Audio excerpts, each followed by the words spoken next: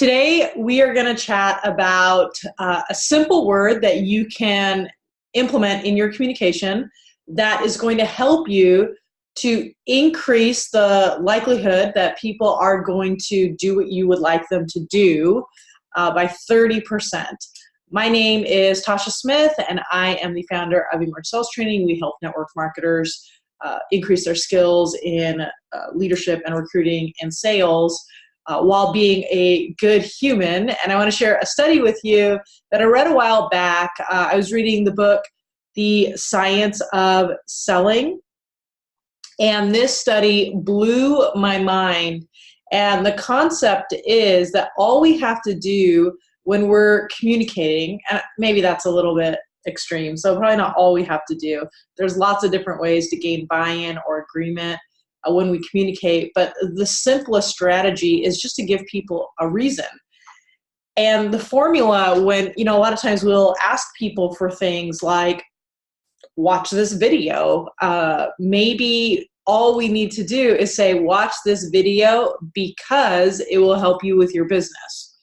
By putting that word in, because, and giving a reason, our mind responds so much better because we want to be able to justify everything that we're doing. And as communicators in network marketing, we are wanting to communicate an idea or create action for customers or team members, or sometimes even for ourselves, and we fail to give this reason. Let me take a minute and just explain the study here, because this is to me, it's fascinating. So I'm just going to read from a site that I found this study on. For the experiment, researchers approached people waiting to make copies at the City University of New York Graduate Center and asked to go ahead of them using one of the three requests.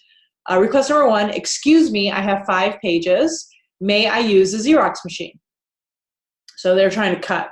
The second is, excuse me, I have 5 pages. May I use the Xerox machine because I have to make copies? Third, excuse me, I have 5 pages. May I use the Xerox machine because I am in a rush? Now, as you can see, only one of these requests came with a legitimate reason. I need to cut a line because I'm in a hurry. The first didn't come with a reason, and the second came with a nonsensical reason. Of course you have to make copies. Otherwise, you wouldn't want to use the copier in the first place. The authors called this placebo information, the same way that you would administer a sugar pill during a drug study. Now, what do you think most people did? If you said they complied with number 3, where there was a legitimate request, you'd be right, but not by much. Here's how the request actually played out. The first one, excuse me, I have 5 pages. May I use the Xerox machine? No reason. Got 60% of people to agree. Awesome. Now, the third one, excuse me, I have 5 pages. May I use the Xerox machine because I'm in a rush? 94% of subjects agreed. That's awesome. That's 34%. Here's what I found so interesting. That second request, excuse me, I have 5 pages. May I use the Xerox machine because I have to make copies? Got 93% of subjects to agree. What is so interesting about this study is that as communicators, we don't even have to think of a crazy reason. We just need to give people a reason, just any reason to do the thing that we are requesting them to do. When I read this was maybe 2 years ago when I first read this, my mind was blown. So I wanted to test it on the hardest person to get to do anything. My daughter, Haley, she's 7 now. She was 4 at the time. And we were really struggling with her being able to brush her teeth at night. She did not want to. So I took this technique for a spin. Night 1, Haley, and we tried everything, right? Like, you need to do this. Here's your reward. We tried every technique that I thought about. And as a professional communicator or coach for communicators, this was incredibly frustrating. We couldn't get Haley to brush her teeth. So night 1, here's what we did. Haley, please brush your teeth because then you'll have healthy teeth. She said, okay. And she did it. Awesome. Next night, Haley, brush your teeth because it's bedtime. Again, success, amazing. Then I started playing around a little bit. Haley, brush your teeth because it's time to brush your teeth. A nonsensical reason. And she still did it. All she needed was a because. The fourth night, I took it to the extreme. I said, Haley, please brush your teeth because the hamper is red. Completely off, like had nothing to do with anything. And you know what, guys? That worked too. She just needed a reason. I think in so many places in our business or in our life, we make communication so much harder than it needs to be. Maybe we just need to give people a reason. You may be thinking, okay, great. So you got your kid to brush your teeth. And I mean, most of the techniques that we're going to teach you, they're going to help improve your communication skills in all areas of your life. So yes, it's very, very important. But you might be asking yourself, how do I apply this in my network marketing business? So here are some examples.